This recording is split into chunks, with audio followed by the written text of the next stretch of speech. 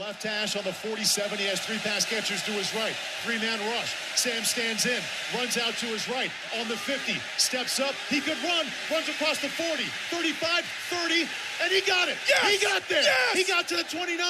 Hands off to Estime, up the middle, keeps his feet running. He'll do it. He'll score. 5, touchdown Irish. Audric Estime puts Notre Dame back on top.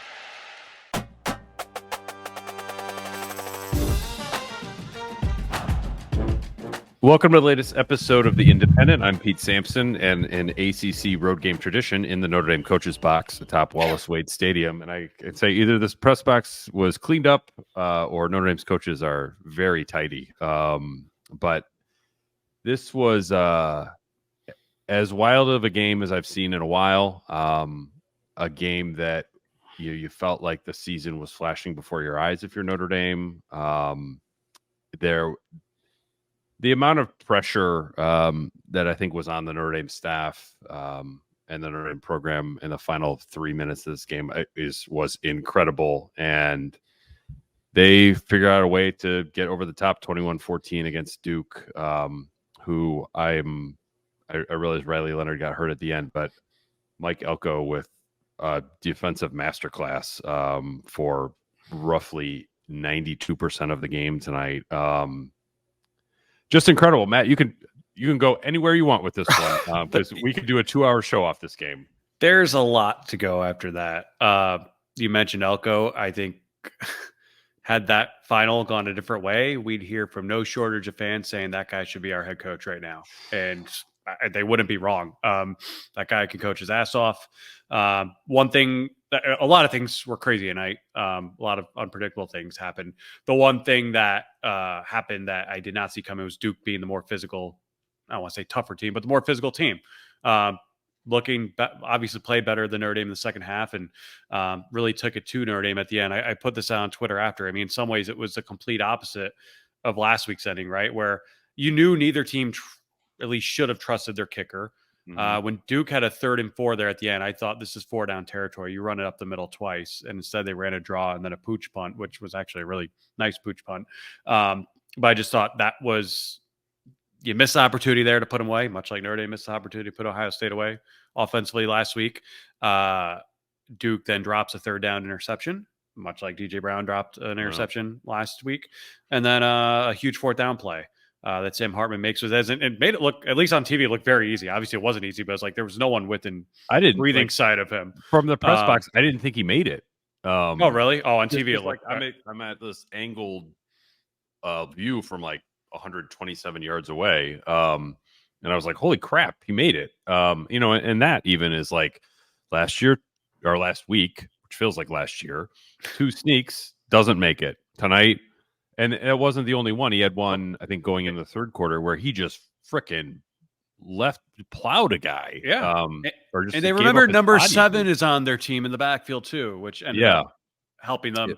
Really, I mean, if you think about it, I was texting with the prominent Notre Dame guy during this, and he's like, our only touchdown, this was going into the last drive. He's like, what if we lose this game? Like, where do we even go from here? Our only touchdown was the result of a fake punt. Like, we've done nothing.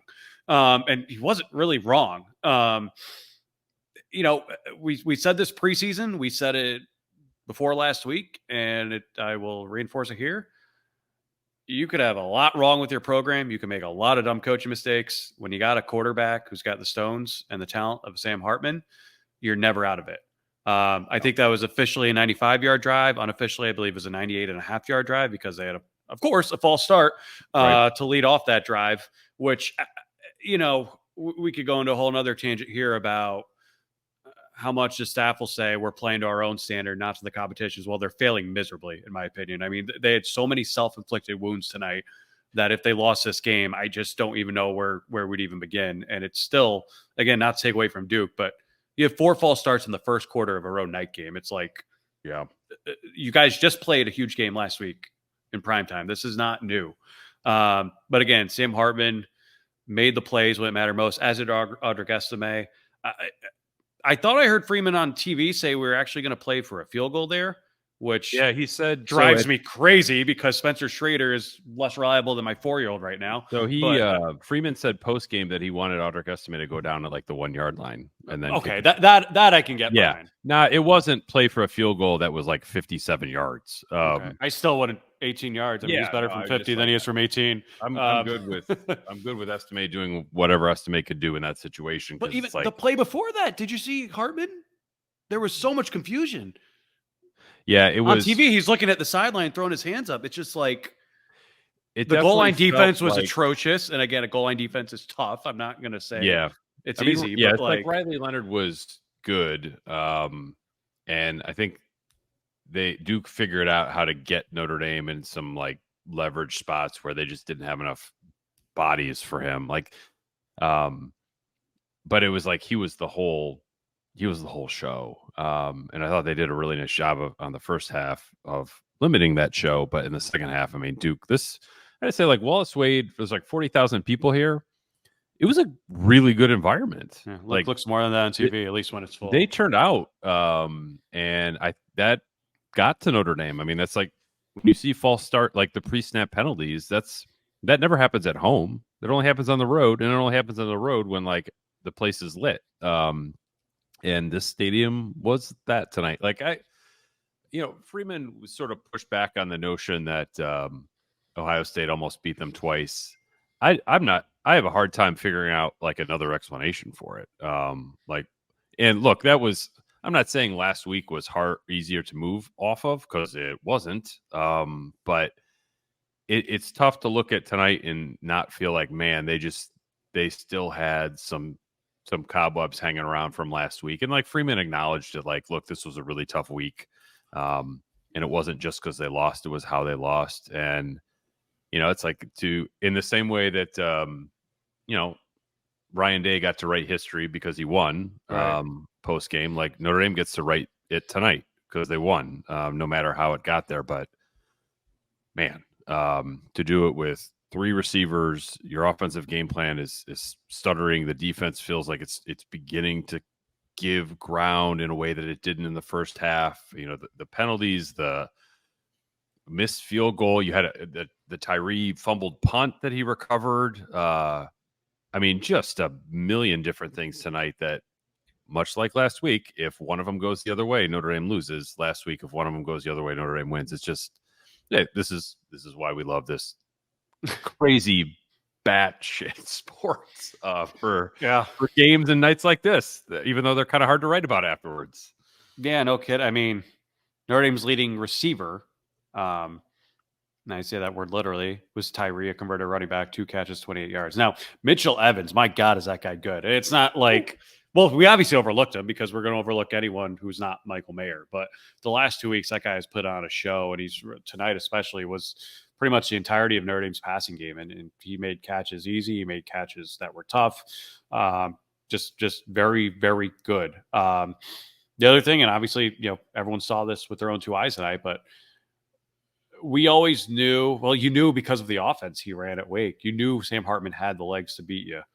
He just never really needed to tap into it. And I don't count 4th and inches runs last week under like mobile quarterback. But to see him do it tonight when literally that was the only option. And if he doesn't do it, if he doesn't get 17 yards, they lose the game. It was a nice reminder that this guy's, they showed the graphic when he took over on that drive. I think it was 4 or 5 fourth quarter comebacks he's led.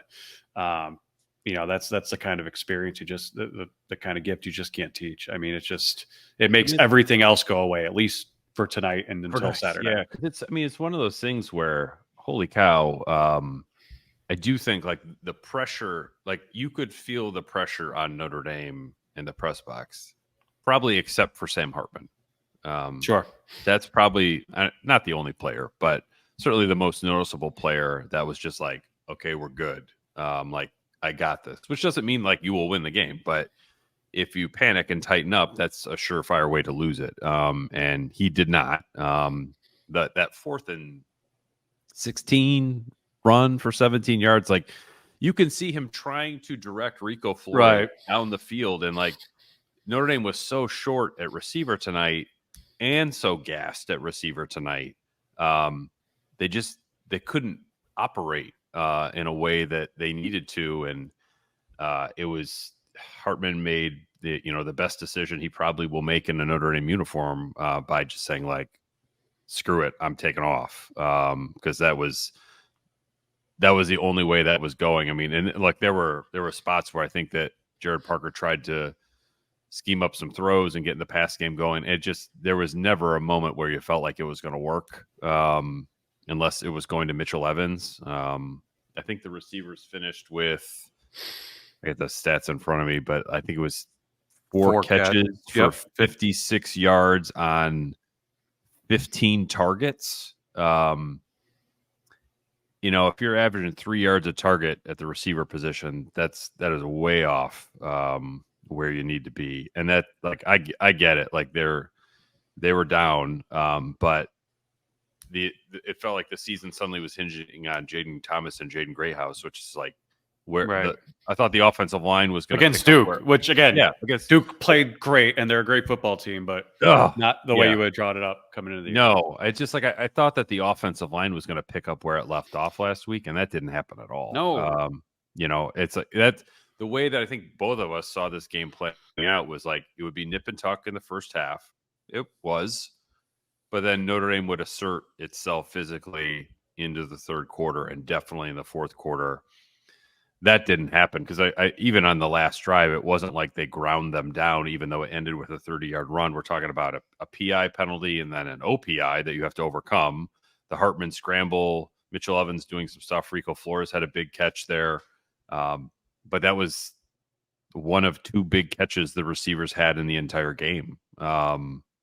So it's wild to think that they went the first quarter on an opening drive that involved a fake punt all the way to the end of the game and scoring with 31 seconds left. Those were the two touchdowns, especially after last week where they scored two touchdowns. So it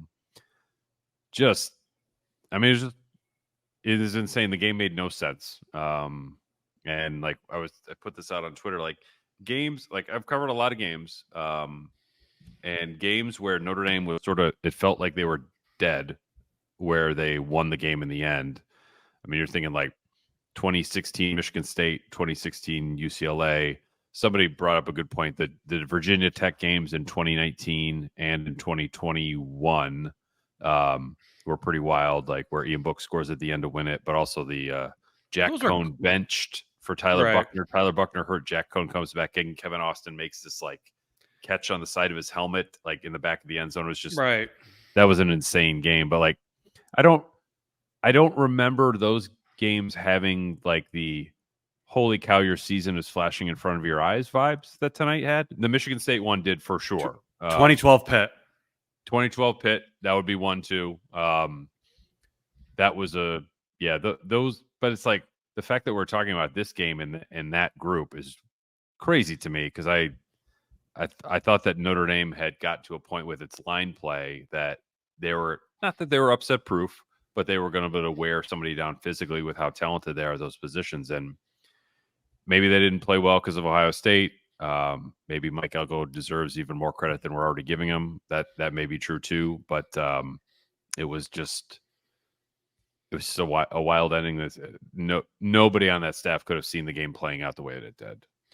No, and I remember that. I think it was a 21 Virginia Tech game.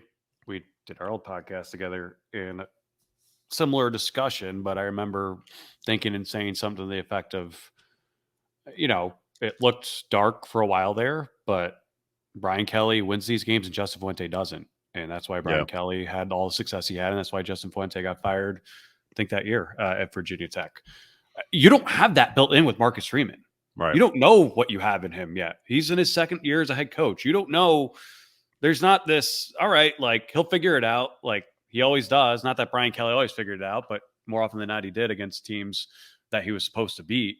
And the other part of this, I don't know if it's spoken or not, and this goes both ways, obviously, because Duke struggled at this more than Notre Dame did. You're down one, you got the ball. Even when you cross midfield, you don't feel comfortable at all with the way Spencer Schrader's been kicking the ball. No. I mean, Duke left six easier points on the board than Notre Dame did there, but that's a very unnerving feeling when you can't. I mean, you can't trust your. I'm not saying you're not going to put them out there when you need to, but you're not playing for three there. You can't play for three there. It'd be foolish to, based on what you've seen from him so far. So that part, I think, adds another layer of anxiety to watching this team in close games. I lost track. I mean, 12 total penalties, 4 false starts in the first quarter alone, 3 offsides, 2 were on third downs, which led to first down conversions. The other was on a first and goal at the one, which I guess they finally did after not doing it last week with 10 guys on the field. But it was a sloppy performance. I don't like, It's hard to watch that team tonight and say they were a well-coached team. It just is. Yeah, no, that's the truth. That is kind of one of those things where you're just like, yeah, because I mean, don't we?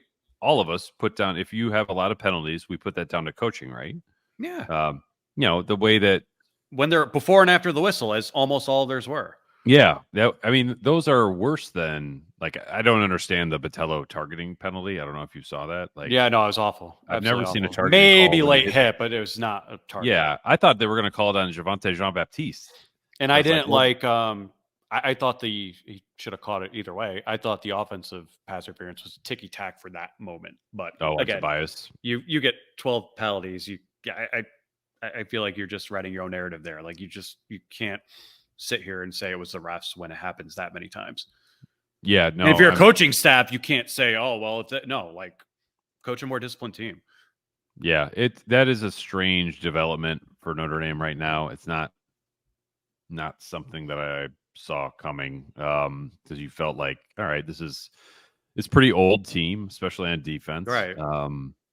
And they're just not playing that way right now. So it's very difficult to get a read, I think, on like where Notre Dame is heading into the second half of the season. I mean, they're at 5-1, which I think everyone would take as a record. It's like you still got USC down the way, and you've got some other opportunities, but man, they don't.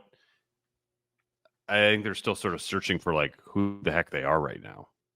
So it's funny you say that. Our friend Tim Murray tweeted this at me and you, I think, after the game. ND blows Ohio State game late and steals the Duke game late. What if ND beat Ohio State 14-10 and lost to Duke 14-13? Which situation is better? He put a poll. I mean, on paper, beating Duke instead of Ohio State's better because it's not like, oh my God, you had a letdown. But you can't like throw in the asterisks of, well, they lost to Ohio State because they had 10 men on the field. Like that just there's no way to account for that in an either or poll. Like that just it's a hard one to answer one way or the other because of the way they lost. I guess, again, winners write history. They didn't let it beat them twice, although it certainly looked like it was going to be that way for about 59 minutes here. It certainly felt it affected them, Yeah, they just played so poorly.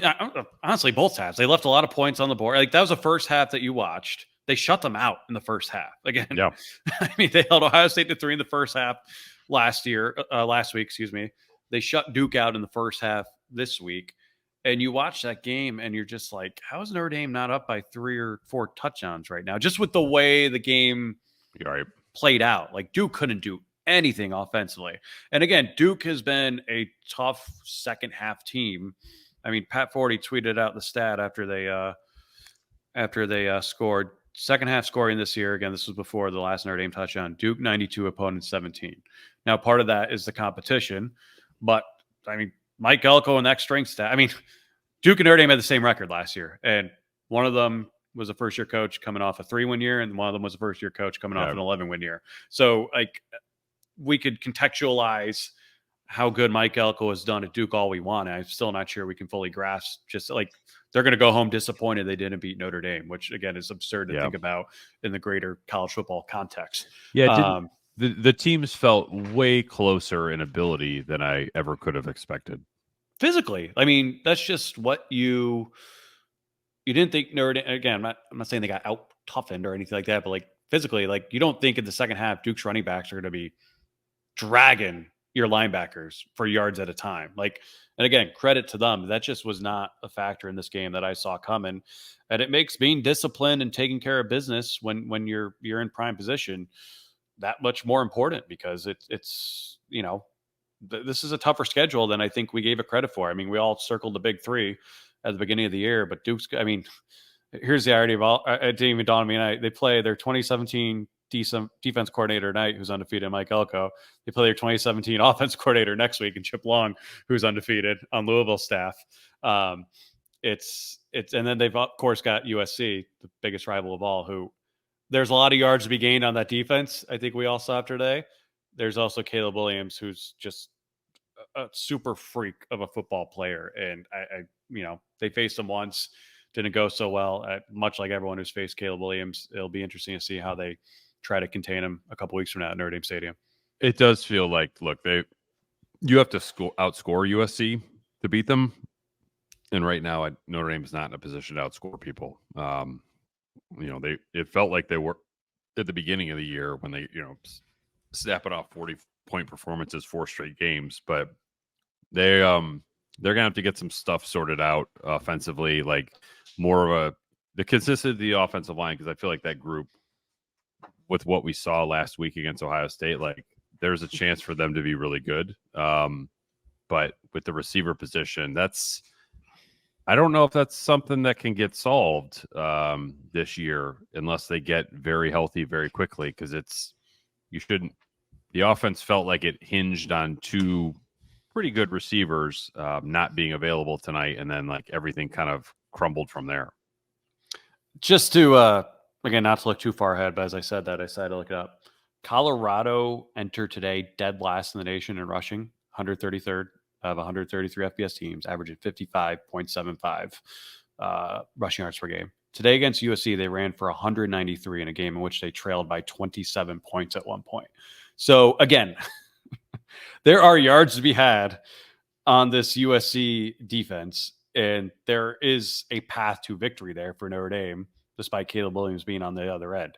They obviously have to get through Louisville first. Louisville actually impressed me in the way they won last night, because that was a different, like that defense had been pretty pedestrian up to this point, and they end up holding NC State to 10 points and win on a short week in a hostile environment.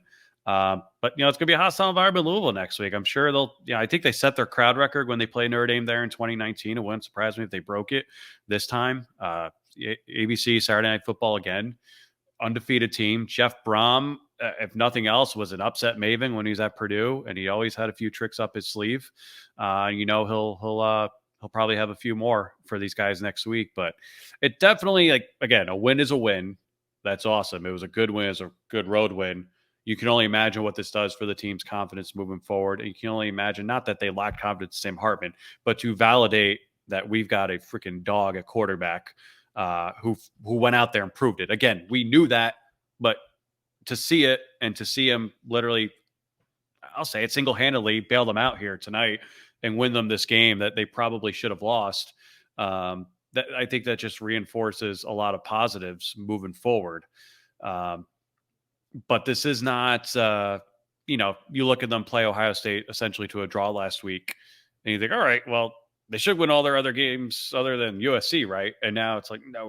Like, they're going to have to grind a lot of these games out. It's good that they got on the right side of one today after being on the wrong side of one last week, but it's going to be a lot. I mean, a 2-loss Clemson looks more and more dangerous because of those 2 losses. Like, they took care of business against Syracuse today in a way that they have never really done against Syracuse. That's a team that's still very talented, still puts up a lot of yards, and is going to have a raucous home field advantage come November 4th, I think it is. Like, this is more flawed of a Notre Dame team than I think we gave it credit for, even coming out of Ohio State. We gave them too much credit for. I'm not sure how you state that, but I'm with you, because I felt like what the first few games told me, at least, was, all right, they're going to run the table through the other 9, that the rest of the ACC schedule was going to be highly, highly manageable for this team. And now it feels like, I get your sentiment, I think is probably spot on, that like things feel a little bit more toss-up-y than Marcus Freeman would want, or Notre Dame would want, or anyone who went to the games would want. Because I felt like the way that they opened the season, particularly NC State, where they faced a little game pressure and then boom, just like knocked them straight out. NC State might just be bad. Duke is good. Ohio State is good, obviously. And I guess if you're in toss-up games against really good teams, then that is not the worst thing in the world. But it does tonight. It felt like I thought that Notre Dame played well last week and lost. Tonight I felt like it was it felt like you were watching like a C- D+ performance for 56 minutes. And then they turn it on at the very end. So it was that I don't know. You want to see like maybe a more mature performance. Is that probably the best way to put it? Like, yeah, I mean, I think you tweeted that C- thing at halftime when they were up 13-0. Like, and then it's the part we didn't account for was Duke was eventually going to figure out something on offense, a path to success, at least, to move the ball and get the ball in the end zone a couple of times. Again, I was very, very impressed with Duke's offense beyond Riley Leonard in a way. But by the way, like, God bless that kid. Hope he's okay. Like, just the worst possible way to end it. That was a very nasty replay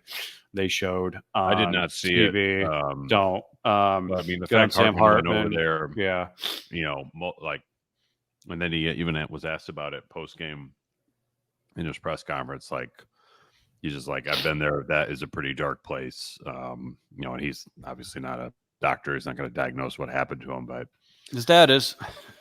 yeah, just like, man, the way you do, because like Duke is like with Elko, like it was highly stressful tonight for Notre Dame. Like, they are, I think, a likable team in like the big college football picture. They have, an up and coming coach, an up and coming quarterback, and to have it end like that for them, with like, then the ecstasy of how Notre Dame closed out Saturday. You just like, that could not be more stark, in terms of just like two programs that felt like they were on divergent paths, and then they ended on divergent paths. Just they flipped at the very end. You do sort of feel for Duke, because it's a tough place to win. It's a tough situation that Elko is working through.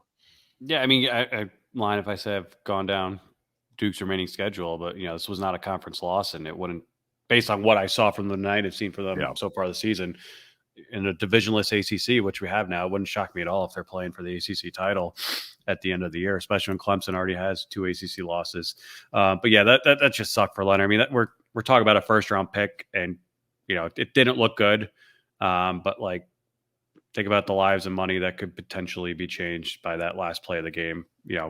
Outside of the final score of what happened here, just very, very rough. I feel bad. Good on Sam Hartman for sticking it out and checking in on him at the end. One of the best parts of starting the Independent podcast was a chance to pick the brands we wanted to work with, and Roback was at the top of my list. As the owner of multiple polos, hoodies, Q-zips, and shorts, I can tell you the quality, fit, and feel is unmatched. You've probably seen Roback on Audric Estime, Kyle Hamilton, and Michael Mayer. Or maybe you saw the dozen Notre Dame fans wearing the Shamrock polo at the Central Michigan game last weekend. I can tell you I saw Roback gear in Dublin earlier this year. While the gear hasn't made me quite that athletic as those Notre Dame football players, Roback is my go-to on the golf course, heading to the lake, watching my kids' sports, or just walking the dog. So make sure you're comfortable throughout the season with Roback. Use code IRISH for 20% off your first purchase. That's code IRISH for 20% off all hoodies, polos, Q-zips, and more. And jump into the officiating a little bit more. Did they, on the broadcast, I was told that they said that they messed up the punt that went over the pylon, or didn't go over the pylon. So it's funny, like, what was, because I asked Marcus Freeman about it post game, and he's like, yeah, I didn't get a lot of explanations that I liked. I didn't follow, because I think it was a procedure thing, right? Which is what they took exception to, if I'm not mistaken. I thought, like, on TV, I thought that went into the end zone. No, and they rolled it down at the one. I'm like, that's a beautiful freaking punt. Like, let's not ruin that. Let's frame that one. Yeah. Then they show it from the pylon cam, and you don't see the ball go in front. I'm like, I don't know how official or accurate the pylon cam is, but if it went out in front of the end zone. In theory, you'd see the ball pass. So I don't know that the procedure there was weird. I didn't follow exactly what they were saying on TV there. Frankly, I find a lot of that to be more confusing than not, which is kind of the opposite of its intention, but it's a confusing game in that regard. But no, I was just saying earlier, like Duke running for 189 yards in Notre Dame was just not something I saw coming tonight. I know Notre Dame averaged more yards per carry than they did, but it was a surprising. Everything about it surprised. Like, I mean, you said this a little bit in your last answer, but it's like the great thing about college football is like somehow you can watch a school like Duke be this like lovable, feisty underdog on a stage like this. It looked like game day. I didn't really watch much of it. I saw Corso pick the Irish, but some of the signs I did see just going around social media were pretty creative and fun, and looked like those guys really showed out for it, and made the most of the environment. Yeah, no, it just, and just watching on TV again, second one they've had there now in the first month of the season, but good on Duke. It's unfortunate for them they couldn't close the deal. Hopefully Leonard's healthy moving forward, but I mean, Notre Dame, I come out of this game in some ways with more questions than answers. And again, it's a healthy place to be in when you can say that out of a win and not out of a loss. But yeah, there's a lot they got to clean up. Yeah, it's just like on the rushing point before the game, I sort of went through the previous 29 wins over ACC schools because I felt like what's the common denominator? Right. Like Notre Dame could run the ball and the other team couldn't stop the run. Of the 30 games, this was only the fourth time Notre Dame was outrushed by the ACC team that it beat. And it's the first time since the Florida State game in 2021, the Brian Kelly, I want to execute my players game. The other ones were Louisville to start the 2019 season, where Notre Dame actually rushed for 230 yards, but Louisville I think they hit about 250. And then Pittsburgh in 2018, because Pat Narduzzi just is like, you're not running the ball on us, even if we give up 800 yards passing. So it's like this. I thought we were going to see more of the hallmarks of like what Notre Dame is as a program under Marcus Freeman. And maybe we did see some of those. They were just different hallmarks than what I thought they were going to be. Yeah, I would agree with that. Actually, I actually thought of that Kelly execution line last week when Freeman got asked about the screen pass against Ohio State, and he said it wasn't the play call, it's the execution. Like, and that's just kind of where my mind goes every time I hear a Notre Dame coach use that word. I'm going to think about that. Speaking of which, Brian Kelly did not have a great night with good old Lane Kiffin tonight. Gave up, I think, 711 yards. LSU's defense did. Oh my God. Yeah. Oh my God. Did you see that or hear that? Or you didn't hear that? Yeah. No, I thought that they lost and they scored a lot of points. So but I didn't put that into yardage. Yeah, it wasn't good. Let's get sidetracked with Brian Kelly. Let's just like give a shout out to Howard Cross, who apparently played with a sinus infection. Had a hell of a game. Yeah. 13 tackles, three and a half tackles for loss, 1 sack, 1 quarterback hurry, 2 forced fumbles. Yeah. And I mean, he's been playing at a very high level. I think, Pro Football Focus, we can laugh at their qualitative measurements sometimes. But before today, I think he was graded as the second highest Power 5 defensive tackle in the country. Behind who? I'm not sure, but I'm guessing he won't be behind whoever that was after tonight. It's like he was outstanding. Him and Riley Mills combined for 20 tackles. Bertrand had 11, Watts had 8, and the pick. The defense, even Sam Hartman postgame said that he'll buy L. Golden Ferrari or something. He can do that. He's probably got the money to do it. Yeah, because he just kept Al Golden kept Notre Dame in the game as the offense was sort of muddling their way through. Did Notre Dame play elite defense tonight? I wouldn't say that, but they give up 14 points, and Riley Leonard is good. And Riley Leonard finished only 12 of 27 for 134 yards, 1 TD, 1 pick, also 18 carries for 88 yards. So I think before the season felt like Notre Dame's defense was going to be better than expected based on stuff that I had heard inside the Goog. And I think that that still undersold how good the defense has been over the course of 6 games. They're playing overall, like big picture, great defense. Completely agree. I mean, they're playing undefeated defense. I wouldn't say it was a question mark coming this season, but it was an unknown, right? Like you look at Sam Hartman, you look at that offensive line, those running backs, the receivers, weren't going to be worse than last year. I thought, I feel pretty good about this offense coming into this year. I don't know about the defense. I didn't know what to expect, and they've looked really, really good so far. It's like the defensive line. I know talking to people in the program, that was the biggest question mark there was. We're just like, the year. This group doesn't look like how defensive lines are supposed to look. Not in a good way. Right. And that group has really risen up and been impressive. Cross has played really well all year. Mills is coming on. Javonte Jean-Baptiste has gotten better lately. So I think it's been a very pleasant surprise. And speaking of defensive linemen, I think that I have to give at least one mention to Jamion Franklin, former Notre Dame defensive lineman, who had the Javonte Jean-Baptiste against Ohio State game tonight against Notre Dame, where he had 5 tackles, a sack. He was all over the place. So got to give credit to him.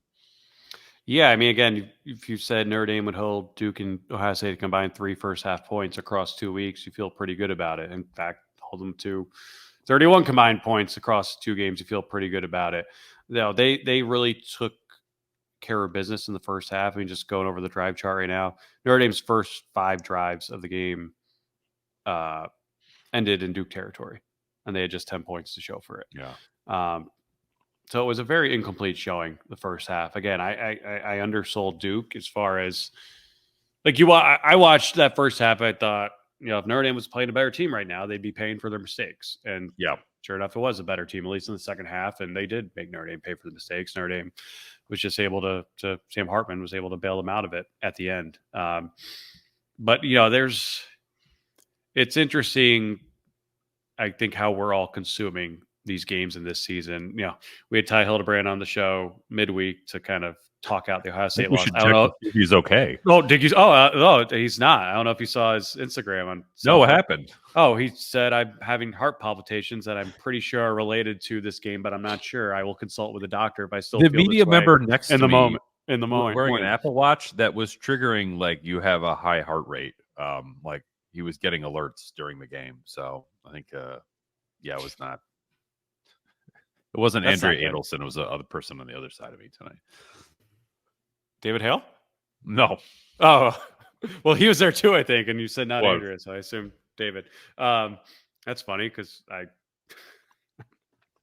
I was told by my doctors, my cardiologist, to get an Apple Watch to monitor my heart rate. And I have heart problems. I've never once gotten an alert for a heart rate on my Apple Watch. So that tells you're an old crazy, pro, man. Exactly how crazy this game was. But yeah, that's where Ty Hildebrand is. And I think that's where a lot of people are right now because, again, speaking personally, last week with the way that game unfolded, I thought Notre Dame was going to run out the clock.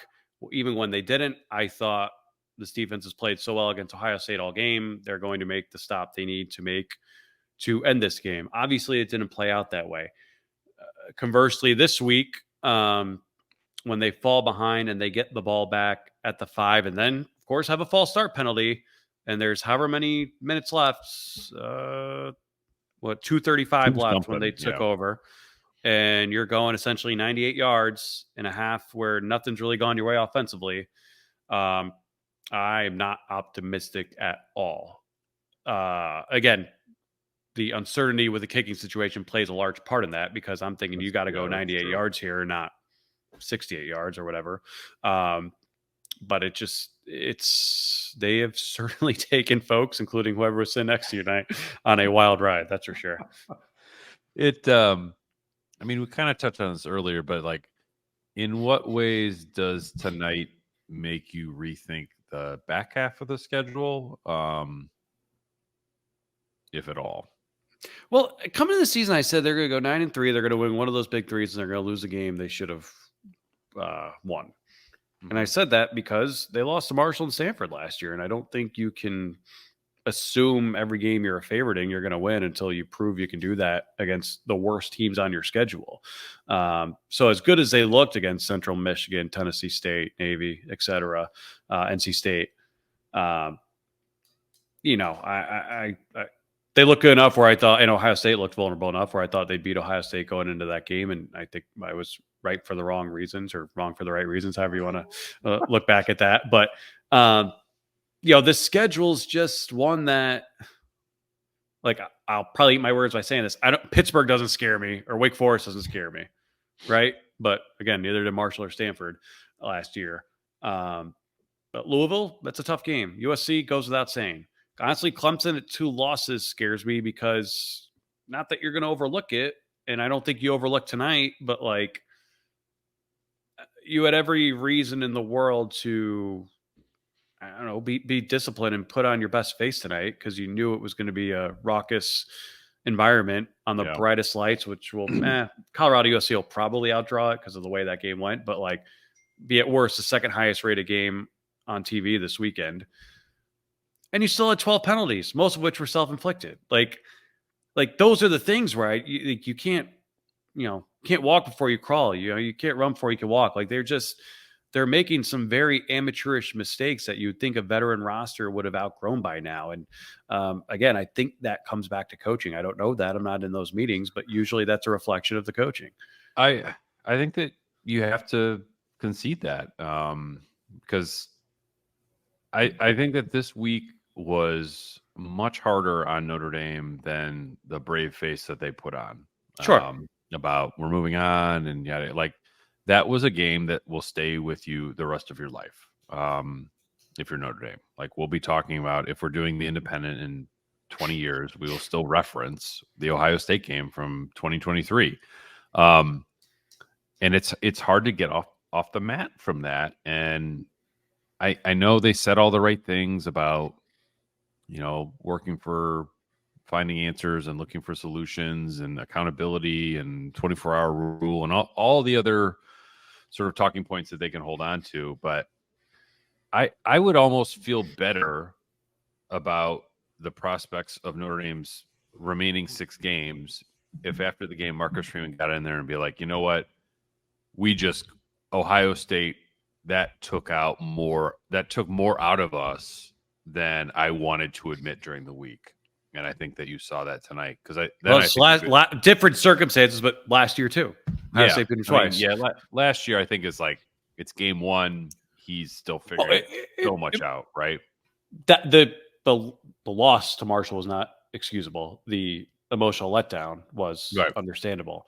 I also think Marcus Freeman, like most coaches, like, I don't think he'd want to admit to the same mistake twice. Not saying it was directly his fault. No, they didn't play great tonight, but I hear you.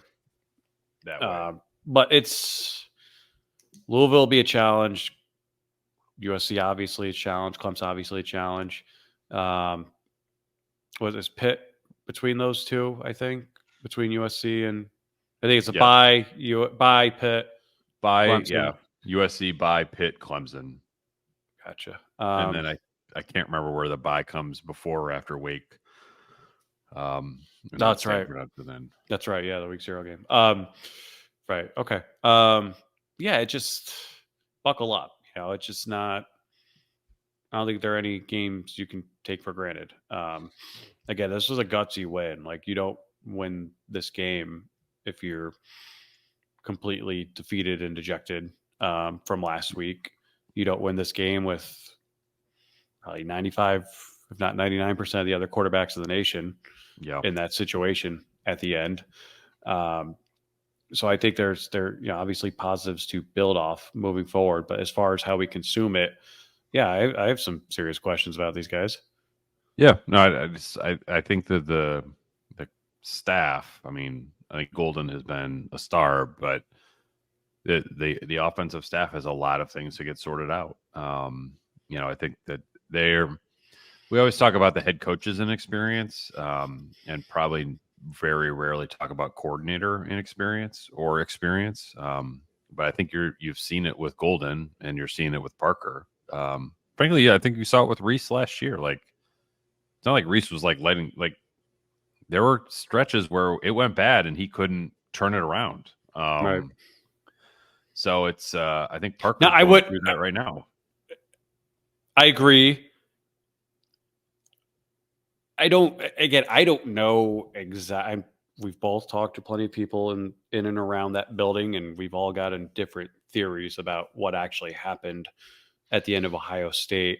I haven't heard anyone on or off the record pointing the finger at Al Golden, but because it's his defense, they've been great. I don't want to say they haven't, but the biggest meltdown of the year came on defense, not on offense. And so I don't want to completely absolve that side of the ball from the predicament they find themselves in right now. So it's like, okay, they're having an A- season. I realized that it was one play and I don't understand the way that they played it. But they also nearly shut Ohio State out. I just think offensively. No, I'm with you. The staff is still working through some kinks here that maybe got masked through the first 4 weeks when they were playing overmatched competition. I think that would be fair to say at this point, right? I would agree. I think Louisville's good enough to stress you defensively. Oddly, USC would. I'm sorry, stress you offensively. USC is only going to stress you offensively in the sense that you may have to score a ton to keep up with them. And I'm not sure Notre Dame is in that spot right now, but one of the things I put in my preview this week was when Notre Dame has had, I don't want to say catastrophic losses, but the Bush push type loss, or Nebraska an overtime loss in 2000, or the two Georgia games, or the Michigan debacle from 2019. Mm-hmm. Typically they go on long winning streaks afterwards. After Michigan, I think they won 16 in a row. And I'm talking. Well, what, the 2019 game? Yeah. But they need a miracle to beat a bad Virginia Tech team with a backup quarterback that same week. Kind of, not the same game as this, but yes. Yeah, no, that's what I'm saying. Takes a while. Yeah. It takes a minute to flush it, but usually they're good enough to beat a lesser team while they're sort of working out the kinks. And I guess ultimately that's what happened tonight, even if how they did it was, again, not at all what either of us would have expected by a million miles in terms of how this game played out. I agree. It's just hard to draw comparisons because there's not a single person left on the staff from those staffs. So it's hard to say, well, they have a habit of rebounding this way or doing this or doing that. They don't have habits, good or bad. They don't have, there's not a book on them yet, good or bad. And that's what makes this such a roller coaster ride to experience. Yeah, I think it definitely is. If you came out of last weekend encouraged about where the program's heading under Marcus Freeman, I think you have to come out of tonight and be like, I might just need to see a little bit more. And that's fine. Yeah.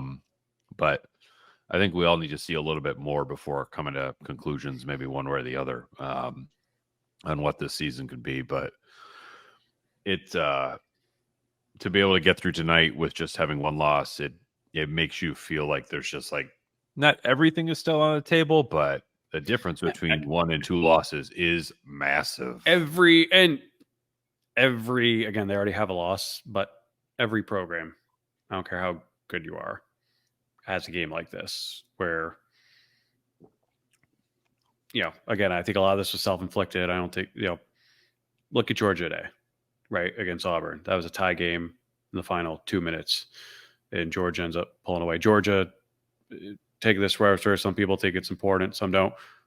They're number 1 team in the country. They're 0-5 against the spread this year. They have not played up to the level that the national public expects them to play to. Again, I think part of that is they're still finding themselves offensively. I don't think they had 12 penalties against Auburn today. A lot of these are self-inflicted wounds more than it is hey, this play just isn't working tonight. But every program has games like these. USC had this last year against Oregon State, and Caleb Williams pulled a Sam Hartman and had a clutch touchdown drive to win it at the end when everything looked lost. So, you don't, it's a win. It's a road win in prime time. You don't apologize for it. and you got to get back and do it again. A road win against a top 25 team with College game day there. Yeah, and you got to get up and do it 2 weeks in a row. I don't think game days at Louisville. I would guess they're at the Red River next week. I haven't seen an announcement either way. Also, that would be something if Notre Dame got 3 straight College game day visits. Yeah, I'm just gonna check for it. That is an interesting. Yeah, it's the Red River. Sorry, go on. Yeah, you mentioned sort of like not apologizing for it. Like there have been wins in the past, a lot of under Brian Kelly, where I think that he was almost asked to apologize for it. Winning is hard. Yeah, this one didn't feel that way at all post game. Like I think that, and maybe that's just my own preconception about like Ohio State was way harder to get over than anyone wanted to admit publicly. Maybe it was just like, wow, that game was crazy, and we're all trying to make an account of like what the hell just happened. But there have been Notre Dame has won games in the past where I felt like I almost wanted them to apologize for winning it, but this sure as hell was not one of those games. Well, and again, second of 4 straight 7:30 games against teams that will all have been undefeated when you played them. And again, part of that's, hey, you go to Notre Dame, you're going to play in big time environments, you're going to get home late, you got to go to class and yada, yada, yada. But like, I when you see the way both these games unfolded, maybe I'm reading too much into this, but when Marcus Freeman learned at his Monday press conference that the Louisville game that day was announced as a night game, and he turned and had this just kind of exasperated look on his face. Yeah. It's because he knows. And it's not because he's not going to sleep much that night. It's because like these environments, these games, especially on the road, take so much out of you. And I think that's the part where, again, you proved yourself by winning tonight. But all right, now you got to go back out there and do it 2 more weeks in a row against some pretty damn good teams. And that's the part where you better get healthy at receiver. You better shore up the penalties. You better be mentally sharp at the very least, because physically this 4-week stretch is going to beat the hell out of you.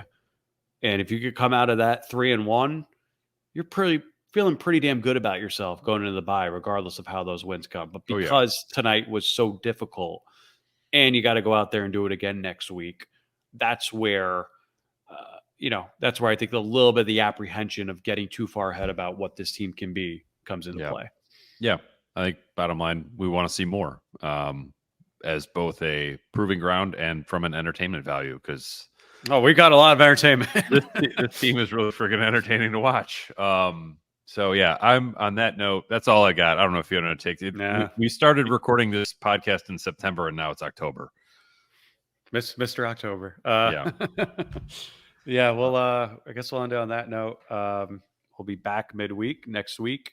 What's any other crazy flight itinerary? I know one of our former guests had some trouble getting out of LaGuardia once again it was a little this terrifying week. when I was like, the pilot came on my flight into Charlotte and be like, we have a landing gear issue. Please don't be alarmed by all the emergency vehicles you'll see on the runway when we attempt to land. I'm like, what? So yeah, hopefully it'll be smooth flying back to South Bend tomorrow. But yeah, we will return midweek. We'll figure out a guest that maybe can help us make sense of what the heck we just watched. We'll figure something out. But until then, he's Matt. I'm Pete from atop Wallace Wade Stadium after Notre Dame's 21-14 incredible comeback. That's it. That's a wrap. You've been listening to The Independent. Thanks for being with us.